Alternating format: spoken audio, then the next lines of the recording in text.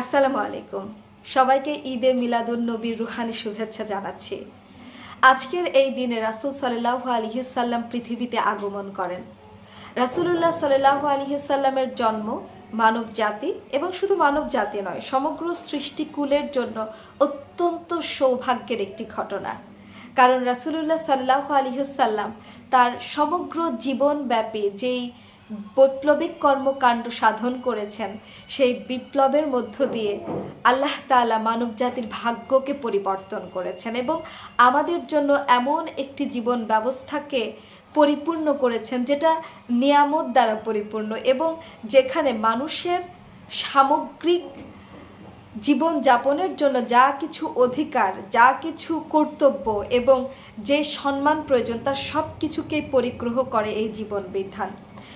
রাসূল সাল্লাল্লাহু আলাইহি সাল্লাম তার সমগ্র জীবনব্যাপী তো মানুষের অধিকার, মর্যাদা এবং একটি সুসংবদ্ধ বিধিবিধান তৈরির জন্য কাজ করেছেন, কিন্তু বিদায় হজের ভাষণে আল্লাহ রাসূল সাল্লাল্লাহু আলাইহি সাল্লাম যেই কথাগুলো বলেছেন, সেই কথাগুলোকে যদি আমরা অকাট্য দলিল হিসেবে আজকে গ্রহণ করি এবং পৃথিবীর সমস্ত জায়গায় এটিকে প্রয়োগ করার চেষ্টা করি, তাহলে পৃথিবীর কোনো প্রান্তে হয়তো বৈষম্য কিংবা হানাহানি থাকা সম্ভব নয়।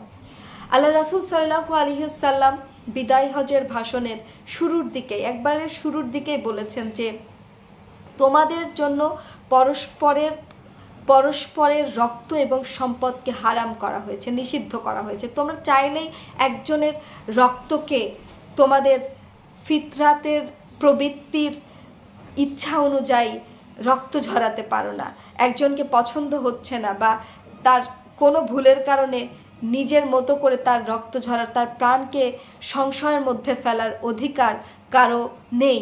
একই সাথে সম্পদের ক্ষেত্রেও একই কথা, কারো সম্পদ কেউ অরক্ষিত করতে পারে না, সম্পদকে লুণ্ঠন করতে পারে না।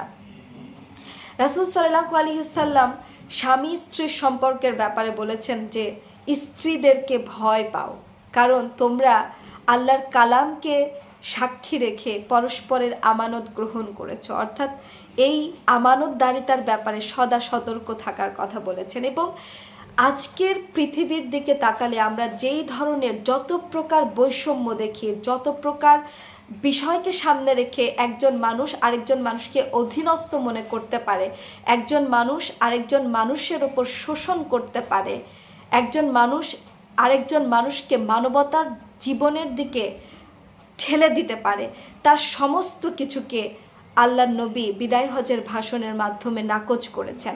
যে কোনো ধরনের বৈষম্য হতে পারে, সেটা ভৌগোলিক বৈষম্য, সাংস্কৃতিক বৈষম্য, শারীরিক কাঠামোগত রঙগত বৈষম্য, অর্থনৈতিক বৈষম্য, সমস্ত বৈষম্যের পাহাড়কে টলিয়ে দিয়েছেন আল্লাহ রাসূল সাল্লাল্লাহু আলাইহি সাল্লাম।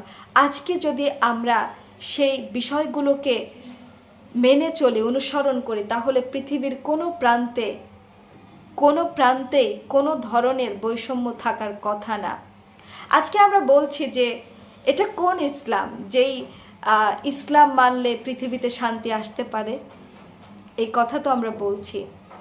সেক্ষেত্রে আল্লাহ রাসূল সাল্লাল্লাহু আলাইহি সাল্লাম তাওহীদের কথা বলেছেন। তাওহীদ আমরা জানি ইসলাম ধর্মের মধ্যেও নানান ধরনের মত পার্থক্য আছে এবং এই মত পার্থক্য অপ্রয়োজনীয় তাগিদে কিন্তু না, এটার প্রয়োজনের তাগিদেই এক একটা মত পার্থক্য আছে, এক একটা ধারা আছে। কিন্তু যারা মুসলমান, তারা মুসলমান মাত্রই যেই বিষয়ের দ্বারা ঐক্যবদ্ধ সেটি হচ্ছে তাওহীদ। এই তাওহীদের যে কয়েকটি মূলনীতি রয়েছে, এর মধ্যে রয়েছে সালাম, শান্তি, দ্বিতীয়ত হচ্ছে আমানতদারিতা, আমানত, একজন আরেকজনের যাবতীয় ব্যাপারে আমানতদারিতা, এবং তৃতীয়ত হচ্ছে ঐক্যবদ্ধ থাকা, ভ্রাতৃত্বের বন্ধনে ঐক্যবদ্ধ থাকা। এই তিনটা বিষয় তাওহীদ যে তিনটা শর্ত দিয়েছে, এই তিনটা শর্ত যদি আমরা মেনে চলতে পারি, তাহলে পৃথিবীর কোনো প্রান্তেই কিন্তু কোনো ধরনের সংঘাত থাকার কথা নয়। এবং শুধু আল্লাহর নবী বিদায় হজের ভাষণে এটা বলেননি যে মুসলমানের জন্য মুসলমানের রক্ত হারাম, একই সাথে অন্য ধর্মের কথাও বলা হয়েছে। অর্থাৎ একজন মানুষ বিশ্বাসগত কারণে অন্য বিশ্বাসে আছে বলে তাকে হত্যা করা জায়েজ হবে, এরকম কোনো কথা ইসলামের কোথাও নেই, আল্লাহর নবীর দর্শনের কোথাও এমন কথা নেই।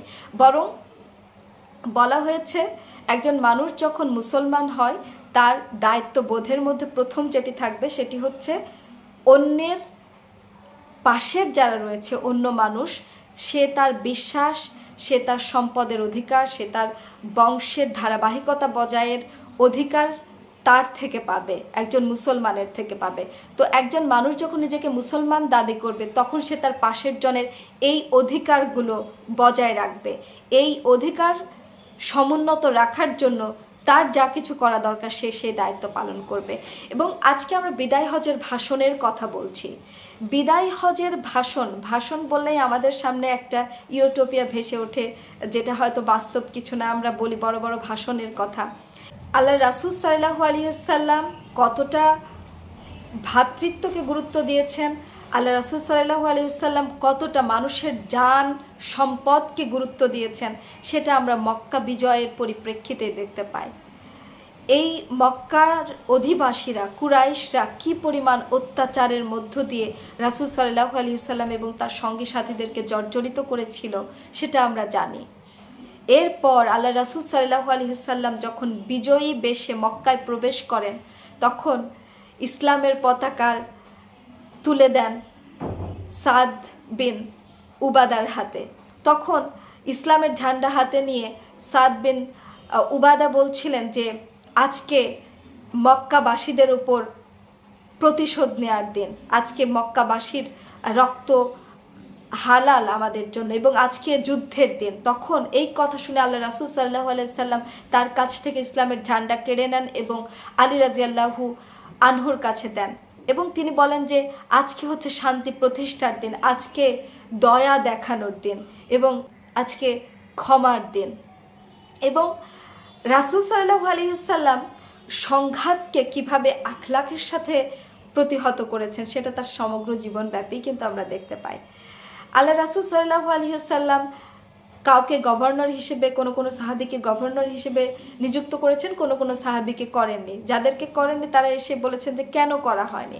তখন আল্লাহ রাসূল সাল্লাল্লাহু আলাইহি ওয়াসাল্লাম বলেছেন যে মানুষ সকলের মধ্যে প্রশাসন এবং শাসন করার ইচ্ছা থাকে, কিন্তু এটাও মাথায় রাখতে হবে এটা আমানত, এটা ইচ্ছা আকাঙ্ক্ষা যতটা তার চেয়ে বেশি আমানতদারিতার ব্যাপার।